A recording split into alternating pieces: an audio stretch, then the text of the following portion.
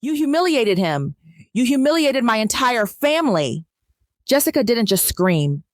She detonated. The music in the bar didn't fade out. It died. 20 strangers turned their heads. The bartender froze.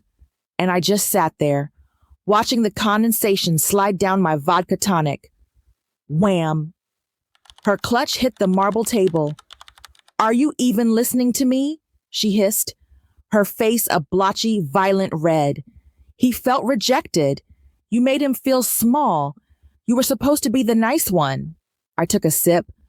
The vodka burned, but it was the only thing stopping me from laughing in her face. I didn't humiliate anyone.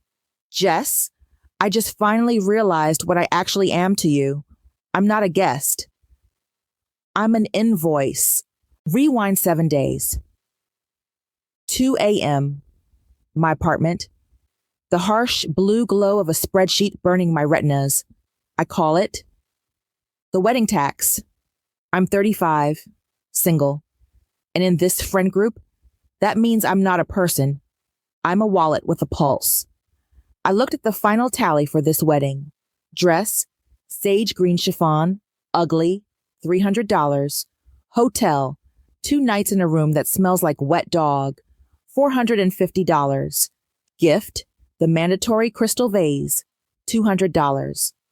Bachelorette, the all-inclusive nightmare in Cancun, $1,200. Total damage, $2,150. That's rent. That's a down payment on a car. I closed the laptop, feeling sick. I thought I paid that $2,150 to support my best friend, but I was wrong. That price tag included a hidden service fee, a mandatory date with her 42-year-old stepbrother, Dave. And trust me, Dave was not in the budget. The ambush didn't start at the altar. It started on a Tuesday, 5 days before the wedding, via a manic FaceTime call I never should have answered. Jessica's face filled my screen. She looked like a hostage negotiator running on dry shampoo and panic. Thank God. You're my rock. I literally can't do this week without you. I felt a twinge of guilt. I'm here. Jess, what do you need? Check your email. I just sent you a dossier. I clicked the notification.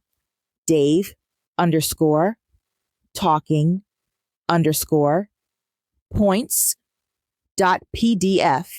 I frowned. Who is Dave? My stepbrother, the one from Ohio. Listen, I put you at table 9, next to him. Jessica wasn't looking at the camera. She was aggressively highlighting a seating chart. He's particular. He loves World War II naval history and he's strictly gluten-free but gets offended if you bring it up. Memorized page 2. He has a rescue dog named Rommel. I let out a laugh, a sharp, incredulous bark. Okay, Jess, funny. You want me to quiz him on battleships? Jessica didn't laugh. She stopped highlighting. She looked right at the lens. I need you to handle him. Her voice dropped to that conspiratorial whisper she uses when she's gossiping. He's awkward. I have investors at table 8. I can't have him roaming around talking about U-boats. You're good at people. You're the only one who can do this for me. Handle him. Like he was a volatile asset. Like I was a containment unit. Jess, I'm a bridesmaid, I said, a pit forming in my stomach. Not a babysitter. Just be a team player, she said, her smile not reaching her eyes. For me? Fast forward to the wedding day. If hell has a VIP section, it looks like that bridal suite. 90 degrees, smelling of hairspray and nervous sweat. I was steaming 5 layers of chiffon while Jessica screamed at a caterer about the shrimp count. I was the MVP. I was the fixer. I thought that bought me some immunity, but I was wrong. We were lined up on the lawn for photos. My feet were throbbing. The photographer yelled for the extended family shot. Get in here, Jessica barked. Before I could move, her hand was on my arm, fingers digging in hard. She physically shoved me to the far right. I stumbled, right into a wall of beige linen. I looked up, 6'2", heavy breathing, sweat pooling in the armpits of his jacket. Dave. He didn't look at my face. He didn't say hello. His eyes were locked firmly on my chest. He breathed in, a wet, rattling sound. Then, his gaze traveled slowly, deliberately down to my waist. "Stepmom says you're the last single one," he mumbled. Not a whisper, a statement of fact. "Good. Breeding. Hips." The world tilted. Good. Breeding. Hips. Bile rose in my throat, hot and acidic. I tried to step back, but Jessica's hand was still clamping my arm, locking me in place for the camera. She smiled, radiant and fake.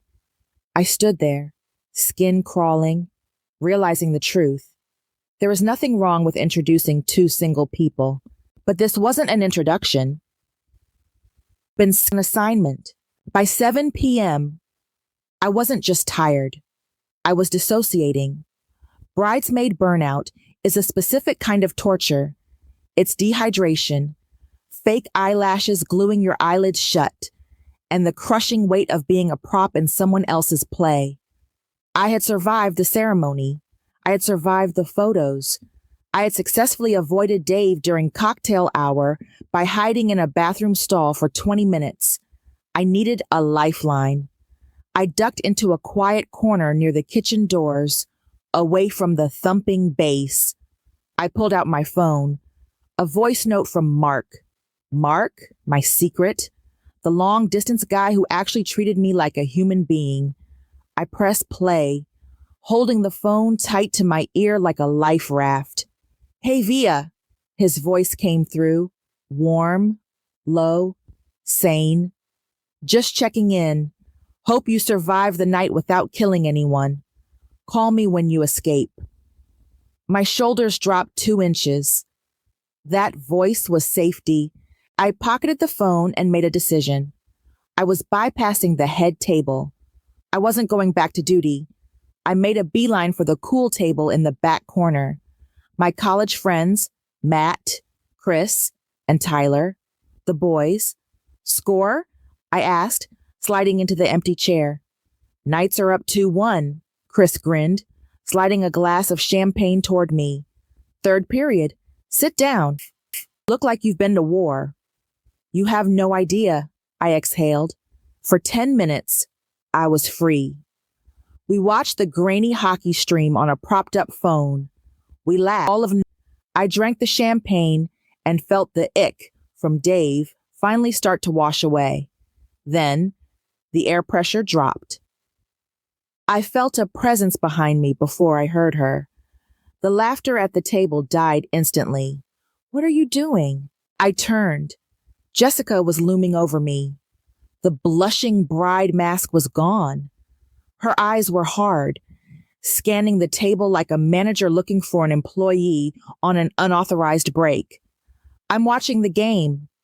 "Jess," I said, keeping my voice light, taking a breather. "Why aren't you at table 9?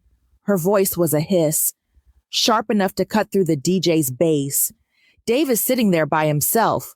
He's waiting for you." My heart hammered against my ribs.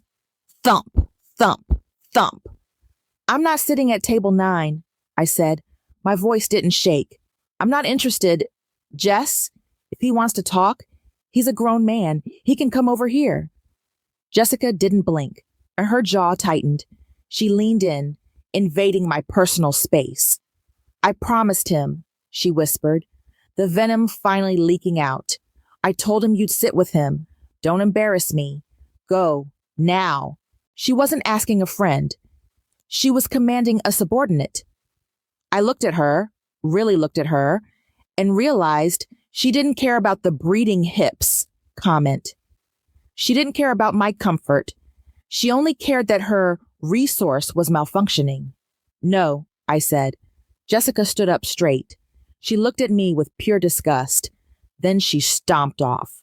her heels clicking like gunshots on the parquet floor. Beside me, Tyler leaned in, his face serious. "She promised you to him?" he whispered, shaking his head. "Dude, that's on her. You're under no obligation to entertain advances just because you're single. That's messed up." He was right. But as I watched Jessica disappear into the crowd, I tasted metal in my mouth. This wasn't over. This was a declaration of war. I didn't have long to recover. Maybe 10 minutes. I was clutching my champagne flute like a weapon. My heart rate finally starting to drop when I saw the next wave coming. It was Mike, the groom. He walked over looking like a kicked puppy.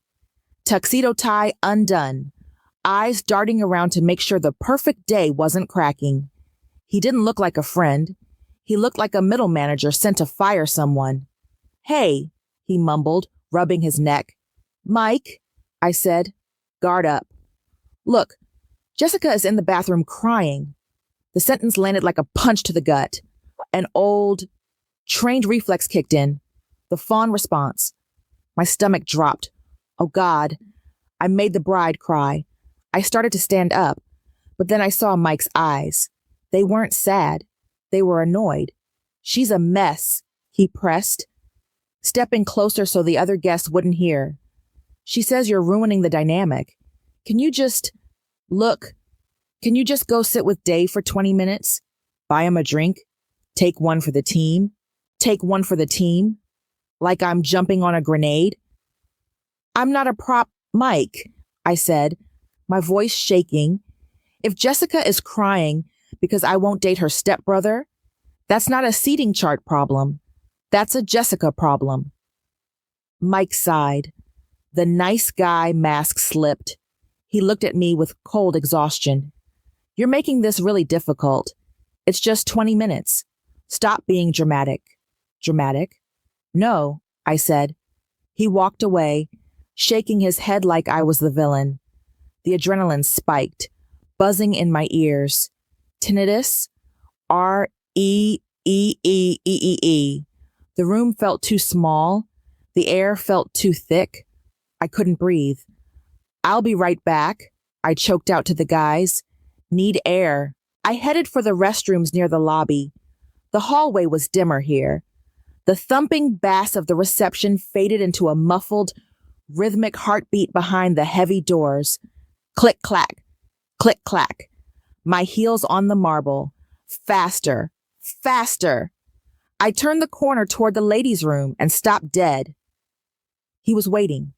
Dave, leaning against the wall. He straightened up, a slow, lopsided grin spreading across his face. He didn't look socially anxious now. He looked hungry. "There she is," he slurred.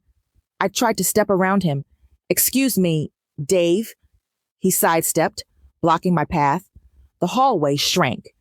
"Jessica said you're hiding from me," he said, invading my personal space.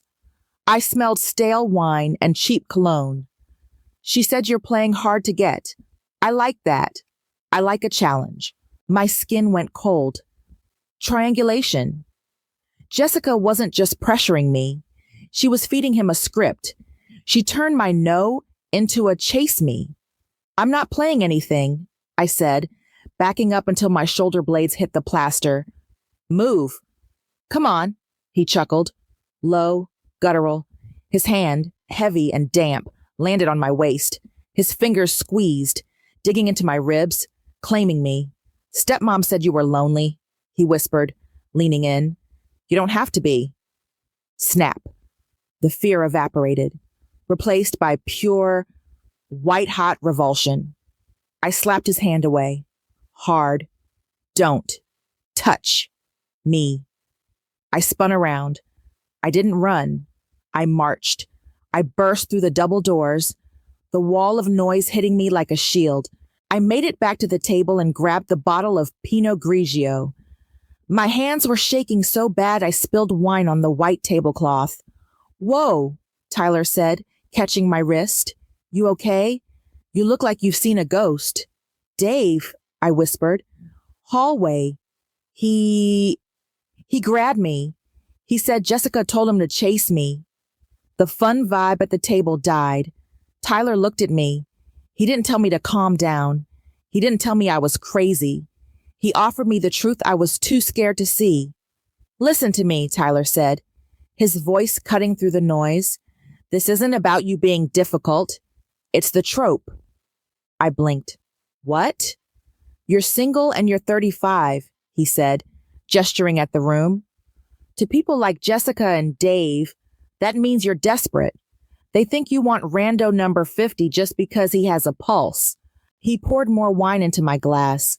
They treat your time like a charity project, he said, like they're doing the world a favor by offloading him onto you. But you aren't a rehab center for broken men. Charity project. The words hit me like a revelation. The fog lifted. The guilt vanished. I wasn't the bad friend. I wasn't the drama. I was the target. I wiped my face. The shame dissolved into cold, hard clarity. You're right, I whispered.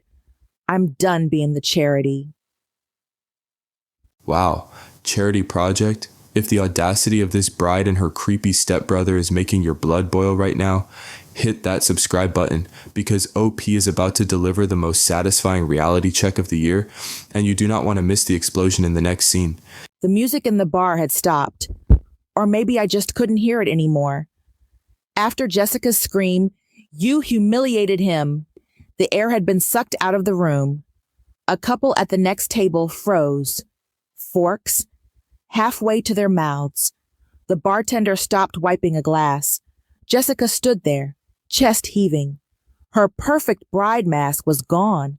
In its place was a map of blotchy, red panic. She wasn't my best friend anymore. She was a cornered animal. He felt rejected, she spat, her voice trembling. He has social anxiety. He struggles with cues. And you treated him like he was invisible. You were a stuck-up, rude bitch. I stared at her.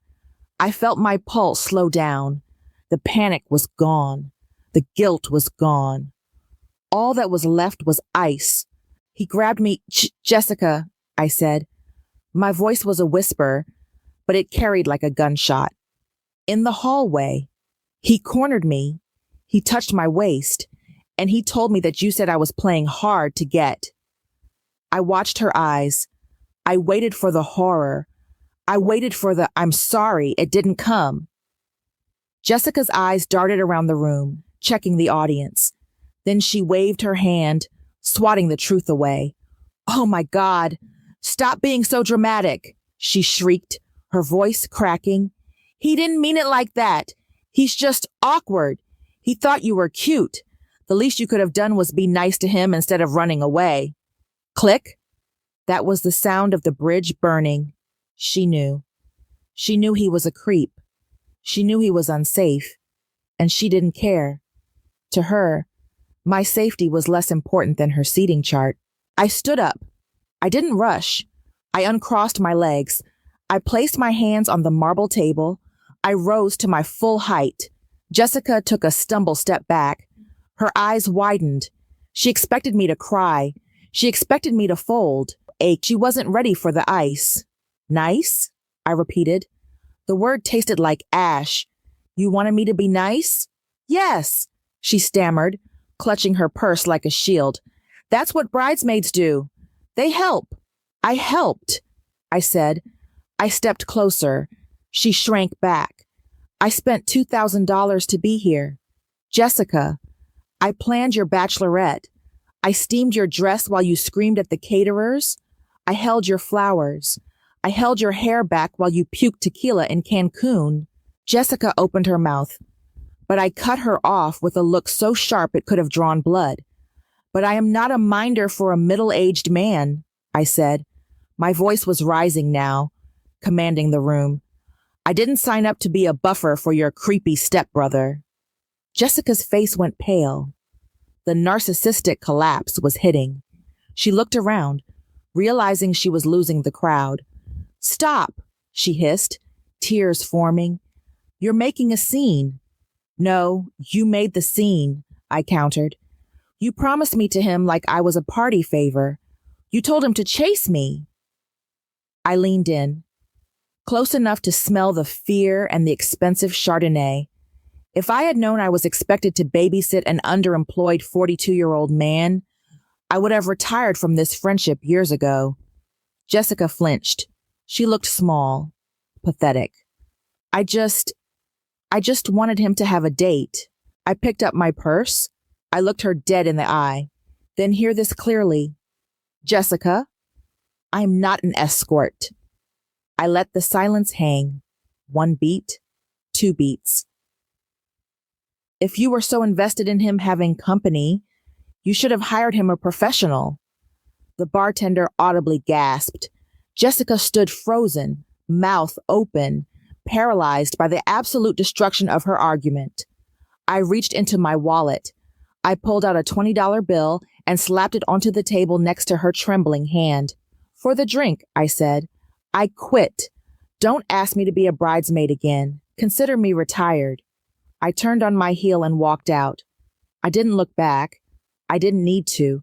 I could feel the heat of the bridge burning behind me. And honestly, it felt like warmth. The Sunday after the wedding, I went to my parents' house. I needed a sanctuary. I needed my mom to tell me I wasn't crazy. Instead, I walked into an ambush. The dining room was suffocating. The air conditioner hummed, but the air felt dead. The only sound was the aggressive clink-scrape-clink of silver forks hitting china plates. My phone buzzed in my purse. Another mutual friend texting me that I had ruined the aesthetic. I pushed a P around my plate, waiting for the silence to break. Jessica called, my mother said. She didn't look up from her roast beef. She tried to pimp me out. Mom, I said, the exhaustion hitting me like a wave. She tried to force me onto her creep of a stepbrother. My mother sighed. It was a heavy, wet sound, the sound of 30 years of disappointment. She set her fork down and looked at me with pity. Dave has a very good job in logistics. Honey, she said, and he owns his own condo. I stared at her. He grabbed me. Mom. He refused to pass in a hallway. Men are awkward, my father chimed in, wiping his mouth. You have to give people a chance. You aren't getting any younger, my mother added, reaching across the table to pat my hand. It felt condescending. We just worry. You're 35. You can't be so picky at your age. Picky. I pulled my hand away like she had burned me. The room shrank. The walls were closing in. I realized then the call was coming from inside the house. It wasn't just Jessica. It was the culture. It was this suffocating suburban expectation that a woman without a ring is a broken appliance that needs to be returned to the store. I left dinner early. I drove home in silence. A hollow ache in my chest. I got back to my apartment and called Mark, my long-distance secret, my lifeline. He picked up on the 3rd ring. Hey, I said, my voice cracking. Rough night. My parents? Via? He cut me off. His tone was flat, corporate. I'm glad you called. I've been thinking. My stomach dropped. This, he said. Us. The distance. It's too hard. I met someone here. Someone local. It's just easier. The line went dead. I sat on my couch in the dark. No best friend. No boyfriend. My family thinking I was defective because I wouldn't date a predator. I opened my laptop. The harsh blue light flooded the room. I stared at a tab I had left open for months. Senior Logistics Coordinator. Location, Brisbane, Australia. I had been scared to apply. Scared to leave my life here. But looking around my empty apartment, hearing the echo of my mother's picky comment, I realized I didn't have a life. I had a cage. My finger hovered over the mouse. Click. Application submitted. 1 year later. The first thing you notice about the Gold Coast is the light. It hits the ocean and shatters into a million diamonds. I sat on the deck of a surf club, squinting against the sun. I looked different. My hair was chopped into a bob, my skin was bronzed, and on my right forearm, a fresh tattoo, a small R stylized wave. I wasn't the bridesmaid here. I wasn't the spinster. I was just me. 2 schooners and a basket of chips, my friend Sarah said, dropping a tray onto the wooden table. Sarah didn't know about Jessica. She didn't ask why I wasn't married. She just asked if I wanted to go hiking in the hinterland on Saturday. I took a sip of the cold beer. It tasted like salt air and peace. My phone buzzed on the table. I glanced at it, expecting a work email. Sender, Jessica. I froze. I hadn't spoken to her in 12 months. The text was a wall of gray bubbles, desperation radiating off the screen. Hey, I know you probably hate me. I just wanted to say, I miss you. Mike and I are having problems. He's sleeping in the guest room. I stared at the screen, feeling nothing. No anger, no satisfaction, just a dull curiosity. I scrolled down. And you were right about Dave, she wrote. He got arrested last month. Peeping Tom charges. He was looking into windows in his complex. It's humiliating. I'm so sorry I didn't listen to you. Can we talk? I looked at the words. You were right. A year ago, that admission would have been my oxygen. I would have wanted to scream. I told you so. I would have wanted to reply and rub her nose in the wreckage of her life. But sitting there, with the Australian sun on my shoulders and the sound of the Pacific Ocean crashing below, I realized something. I didn't care. She was still living in the drama. She was still trapped in that small, miserable world. I wasn't. I didn't type a reply. I didn't send a snarky comeback. I hit block. I deleted the thread. Everything okay? Sarah asked, dipping a chip in gravy. I looked up at the TV above the bar. They were replaying a highlight reel of the Vegas Golden Knights, my team. I raised my beer to the screen. Yeah, I smiled. And for the first time in my life, it reached my eyes. Everything is perfect. I didn't find a husband. I found a life. And honestly, I like her a lot better. From professional bridesmaid to Australian free spirit, talk about a glow up. But here's the real question. Do you think OP should have replied to Jessica's text just to rub it in? Or was the silence the ultimate power move? Let me know in the comments below, team replies or team block. And if you love seeing OP find her spine, smash that like button on your way out.